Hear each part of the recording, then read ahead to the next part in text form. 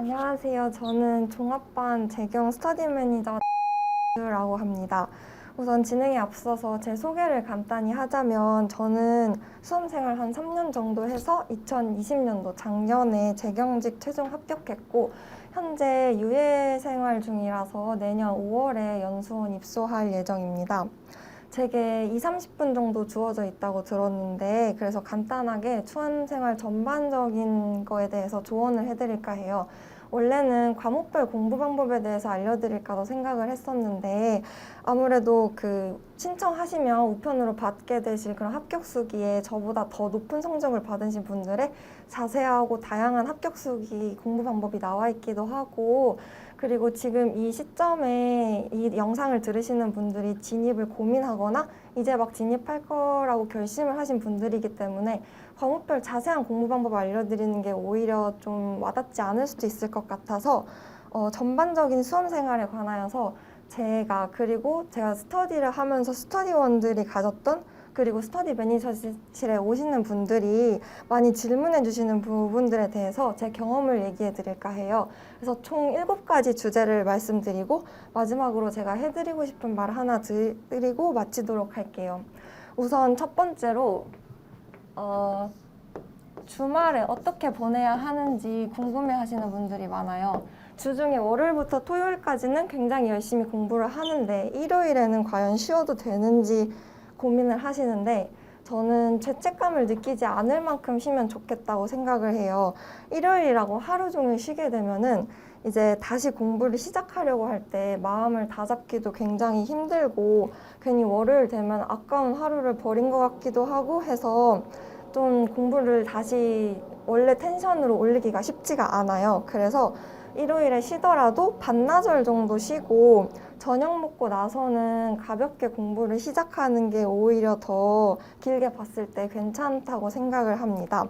그래서 저는 일요일에는 주중에 못 잔 잠을 오전에는 보충을 하고 그리고 점심 먹고 나서부터는 이제 주말에 다반 특강 같은 수업이 열리는 경우가 많은데 그 수업을 들은 이후에 저녁 이후에는 카페 같은 데 가서 맛있는 걸 먹으면서 조금 느슨하게 공부를 했던 것 같아요. 그리고 한 달에 한 번 정도는 이제 친구들 만나서 놀기도 하고 주변에 합격생들 이야기도 들어보면은 다들 일요일에는 반나절 정도 쉬고 그리고 평소보다 느슨하게 공부하거나 한 달에 한두 번 취미 생활을 한다거나 아니면 친구들 만나고 데이트하는 등의 시간을 많이 보냈다고 이야기를 많이 들었던 것 같습니다.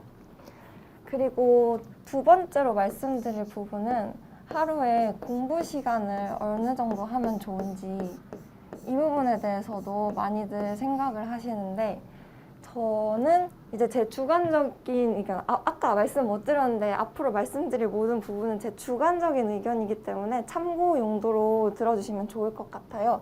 그래서 저는 10시간 내외로 공부를 많이 했었는데 이제 제가 아침 8시에 독서실에 도착을 해서 저녁 11시까지 월요일부터 토요일까지 공부를 했었는데 학원 강의 시간을 포함해서 순 공부하는 시간을 측정해보면 대충 10시간 근처로 나왔던 것 같아요. 사실 공부 시간 그 자체보다는 그 시간 동안 무슨 공부를 어떻게 하느냐가 더 중요한 거는 맞지만 고시 공부 자체가 절대적인 공부량이 굉장히 많은 게 사실이고 그리고 하루에 내가 몇 시간 공부했는지 이거를 측정을 해보면 되게 공부 시간이 많았을 때 좀 뿌듯함을 느끼기도 하고 그거에 자극을 받아서 앞으로 좀 더 공부를 더 해나갈 동력이 되기도 하기 때문에 공부 시간을 측정해보는 것도 괜찮은 방법으로 추천을 드려요. 그래서 저는 공부 시간 측정할 때 보통 스톱워치를 많이 쓰시기도 하는데 스톱워치는 사실 화장실 갈 때 깜빡하고 계속 켜고 나가기도 하고 그리고 특히 밥 먹으러 갈 때 깜빡하고 켜고 나가면 그날 하루 측정은 사실 정확하게 측정되었다고 보기 어렵거든요. 그래서 많이 행정고시 공부하는 사람들이 많이 이용하는 어플로 포커스 타이머라는 게 있는데 이게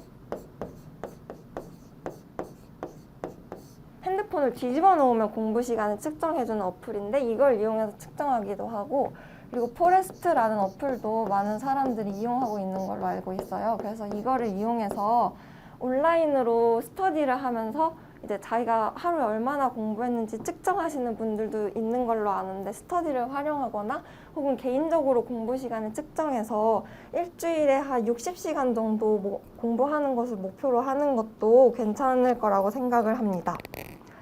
그리고 세 번째로 이제 체력 관리와 관련해서도 많은 분들이 질문을 주시고 수험생활 하면서 많이 궁금증을 가지는 부분인데 이 부분은 이제 운동을 해야 하는지, 아무래도 수험생활이 길어지면 하루 종일 앉아있기만 하니까 많이 지치기도 하고 운동을 시작하고 싶지만 운동하는 시간이 아깝기도 하고 해서 많은 딜레마 같은 고민이 있는데 이 부분에 대해서는 저는 평소처럼, 그러니까 공부를 시작하기 전에 평소에 어떤 생활을 보냈는지에 따라서 결정하는 것을 추천드려요. 그래서 물론 행정고시는 체력이 매우 중요하기는 한데, 그렇지만 평소에 운동을 하지 않던 사람이 갑자기 시험 볼 체력을 기르기 위해서 헬스를 시작하면 오히려 굉장히 피곤하고 운동을 하고 나서 독서실에 앉아서 꾸벅꾸벅 조느라고 시간 낭비가 오히려 더 심하지 않나 하는 생각이 들 수가 있어요. 왜냐면 제가 그랬거든요. 근데 반대로 이제 저랑 같이 스터디했던 분들 중에서는 고시 생활 하기 전에도 꾸준히 헬스를 하셨던 분들이어가지고 공부한다고 앉아서 헬스를 하나도 못하니까 집중도 안 되고 체력도 떨어지는 것 같고 그런 불만을 가지셨던 분들이 있었거든요. 그런 분들은 오히려 하루에 1시간씩 꾸준히 헬스를 하셔서 집중력을 끌어올리셨는데 저도 그렇고 운동을 꾸준히 하셨던 그분도 그렇고 같은 시기에 괜찮은 성적으로 합격을 했거든요. 그래서 운동을 하는 것 그 자체보다는 내가 평소에 운동을 하는 사람이었다면 운동을 계속 지속적으로 하는 걸로, 내가 살면서 운동을 안 했었는데 굳이 체력을 기르겠다고 운동을 시작하는 것은 추천드리지 않아요. 다만 이제 운동을 하지 않는 사람들은 체력을 운동 외의 방법으로 보충할 방법들이 필요한데, 이제 뭐 예를 들어서 영양제 같은 거를 많이 먹는다던가 아니면 수험생분들 중에서는 병원에 가면 아미노산 주사나 마늘 주사 같은 것도 링겔로 놔주시거든요. 그래서 그거를 이제 한 달에 한 번 정도 맞으면 체력 보충에 도움이 되니까 그런 우회적인 방법을 통해서 체력을 보충하는 것을 추천을 드립니다. 다음은 네 번째로, 지금은 아직 고민하지 않으실 수 있는데 서브노트 부분에 대해서 이제 강의를 듣고 어느 정도 이론에 대해서 숙지가 되시면 내가 과연 서브노트를 직접적으로 만들 것인가, 단권화를 할 것인가 하는 고민을 시작하시게 되실 거예요. 수험생들이 서브노트를 가장 크게 활용하는 방법은 이제 시험 전날에 한번 훑는 그런 방법으로 많이 활용을 하는데, 서브노트를 아예 만들지 않으시는 분들은 거의 없고 보통은 자기가 그냥 처음에 백지 상태에서 직접적으로 서브노트를 만들거나 아니면 시중에 나와 있는 요약서나 수험서를 바탕으로 그걸 자신의 서브노트 용으로 활용을 하거나 하시는 분들이 있는데, 이거는 너무 뻔한 답이긴 해서 좀 민망한데 자신의 성향에 맞춰서 하시면 될 것 같아요.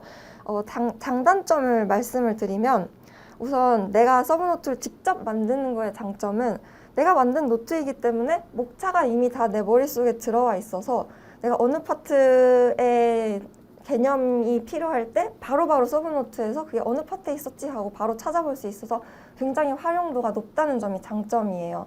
하지만 반대로 만드는 데 시간이 굉장히 오래 걸리기 때문에 그 시간에 다른 공부를 할 수 있었는데 그거를 못 할 수 있다는 그런 문제가 있을 수 있죠.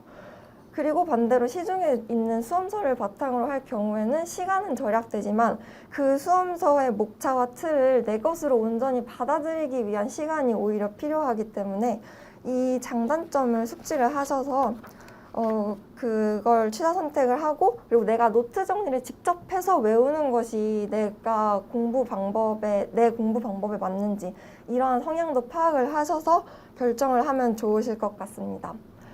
저 같은 경우에 말씀드리자면 저는 이제 노트 정리를 잘 하는 편은 아니어가지고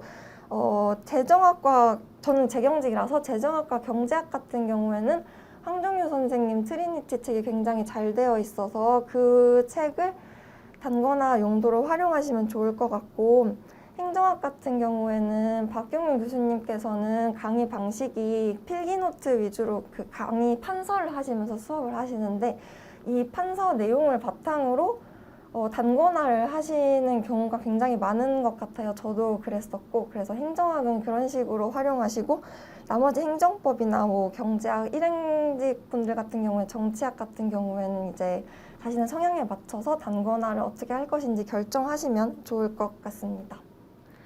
그리고 이제 5번째로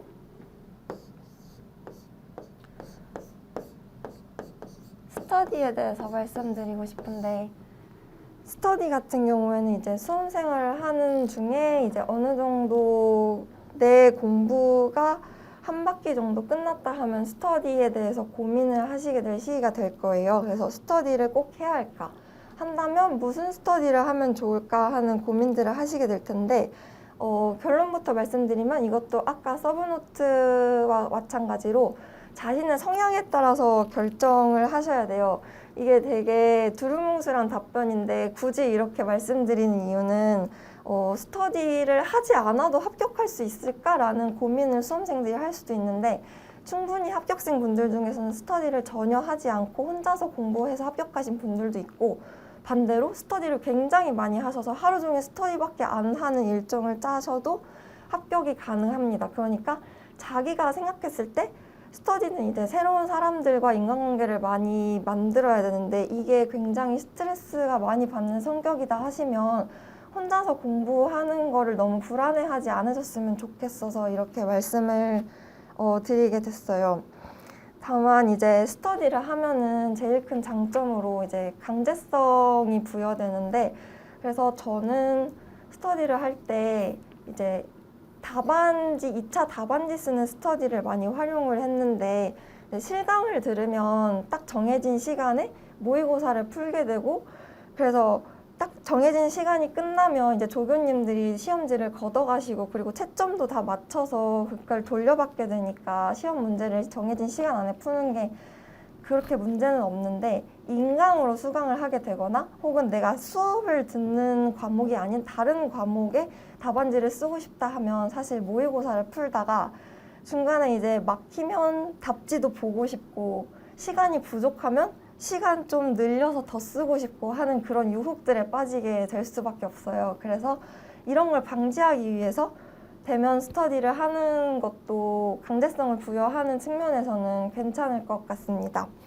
그리고 이러한 강제성 부분에서 스터디도 있고, 또 사실 대면 스터디 말고 온라인 스터디도 굉장히 활성화되어 있는 편인데, 행정고시 쪽에서는 매일매일 해야 하는 공부들, 예를 들어서 뭐 경제학 문제를 매일 5문제씩 푼다거나 혹은 쟁점 몇 개씩 행정법을 외운다거나 하는, 시간은 많이 들지 않지만 매일매일 꾸준히 하는 그런 종류의 공부가 있을 텐데, 그 부분은 온라인 스터디를 활용을 해서 네이버 밴드를 활용한 스터디들도 있는데, 그걸 이용해서 매일매일 인증샷을 찍어 올린다거나 하면 그런 쪽의 공부는 온라인 스터디가 도움이 될 것 같습니다. 또한 온라인 스터디는 이제 새로운 사람들과 사귀는 스트레스도 좀 덜 할 수 있으니까 취사 선택하면은 공부하는 데 도움이 많이 될 것으로 생각돼서 추천드리고 싶습니다. 다음에 6번째로는 학교 수업과 관련된 부분인데,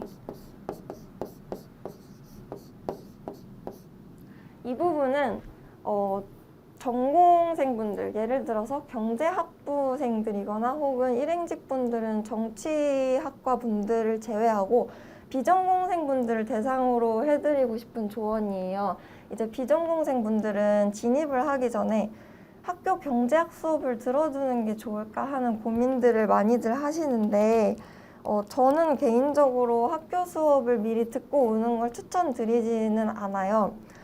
만약에 듣는다면은 이제 재경직 선택 과목 통계학 기준으로 통계학 수업 정도는 듣는 게 도움이 될 것 같아요. 제 개인적인 경험을 말씀드리면 저는 진입하기 전에 경제원론 1, 2 듣고 미시경제, 재정학까지 모든 수업을 다 들은 상태에서 진입을 했었거든요. 근데 학교 수업이랑 고시 수업이 사실 중간고사, 기말고사 문제 유형도 다르고 그리고 수업 때 강조하는 부분도 고시와는 살짝 다른 부분들이 있어요. 특히 그 경제학 수업에서 이제 교수님이 자기 전공 분야가 있는 부분은 굉장히 길게 수업하시고 그래서 진도를 다 못 맞춰서 끝부분은 아예 수업을 안 나가는 경우도 굉장히 많아서 그래서 차라리 그 학교 수업을 미리 듣는다기보다는 이제 수험 생활이 길어지게 되면 복학을 해서 고시 공부와 병행을 해야 될 때가 있는데 이때 고시 공부를 좀 더 수월하게 하기 위해서 경제학 과목을 수강을 하면은 이제 학점도 채우면서 고시 공부도 좀 수월하게 할 수 있고 하는 그런 부분이 있거든요. 그래서 그런 용도로 활용하시는 게 오히려 좋을 것 같습니다. 그래서 제가 이제 이렇게 경제 수업을 다 듣고 진입을 했더니 복학을 했을 때 이제 좀 경제 수업을 들으면서 수업을 들으면 고시 공부를 했으면 괜찮았을 텐데 막상 이미 다 들으니까 들을 수 있는 수업이 없어서 당황스러웠던 경험이 있어요. 그래서 학교 수업을 이미 행정고시를 진입하시기로 결정하셨다면 학교 수업을 듣기보다는 그냥 종합반 신청하셔서 예비순환부터 차근차근 듣는 걸 오히려 추천드리고 싶습니다. 그러면 7가지 주제 중에서는 이제 마지막 7번째 주제가 남았는데 이거는 사실 사소한 주제지만 대부분의 수험생들이 수험 생활을 하면서 많이 이 부분에 대해서 스트레스를 받고 고민을 하시는 부분인데 연애와 인간관계 부분이에요.